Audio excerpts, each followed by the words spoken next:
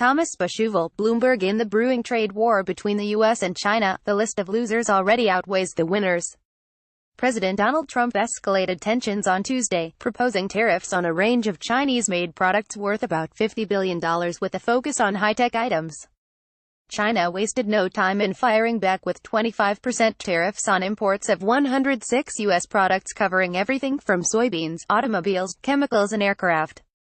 Here are some of the businesses affected on both sides of the Pacific. Loser, America's Midwest farmers. The Chinese tariffs are a huge blow to American growers, especially those in Midwestern states that Trump needs to win re-election in 2020. China is the biggest buyer of U.S. soybeans, picking up about a third of the entire U.S. crop.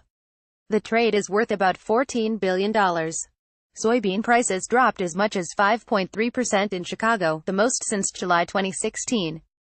Winner, South American growers. Brazil and Argentina are the main competitors to U.S. growers in the market for soybeans and corn. They'll be eager to pick up any lost business, but they won't be able to completely replace U.S. trade. Loser, tech companies with Chinese factories. The U.S. tariffs target the high-end technology products made in China. That could mean that companies like Apple and Lenovo Group that operate significant Chinese production bases face higher costs or supply chain disruption. The biggest blow by far is to almost $4 billion worth of flat-panel TV screens, according to Bloomberg Intelligence. Losers, U.S. automakers, including Tesla. China plans to slap tariffs on most vehicles including electric cars.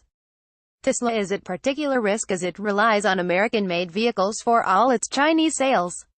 Other U.S. carmakers such as General Motors and Ford Motor also manufacture in China. One silver lining, American automakers that import electric vehicle batteries from China were spared from the U.S. tariffs.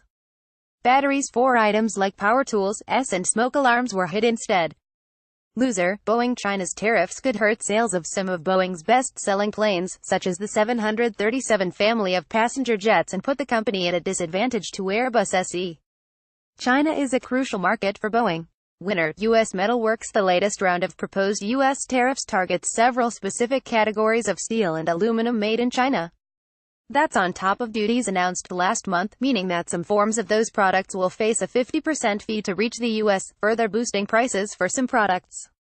Loser, generic drug makers. Though the U.S. tariffs target Chinese drug makers, those on the losing side may be American pharmaceutical companies that make generics such as Mylan and V. They'll face having to pay more for raw ingredients, such as insulin used by diabetics and the anti-allergic reaction drug epinephrine.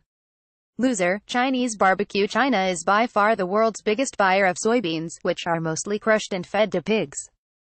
The soy tariffs could ultimately drive up costs for Chinese pig farmers and meat prices for 1.3 billion citizens. Loser, South Korea. President Moon Jae-in said growing trade protectionism and trade conflict between the U.S. and China could hurt the Korean economy, and he urged the country to prepare. The nation sells huge volumes of parts and components that go into China's final products.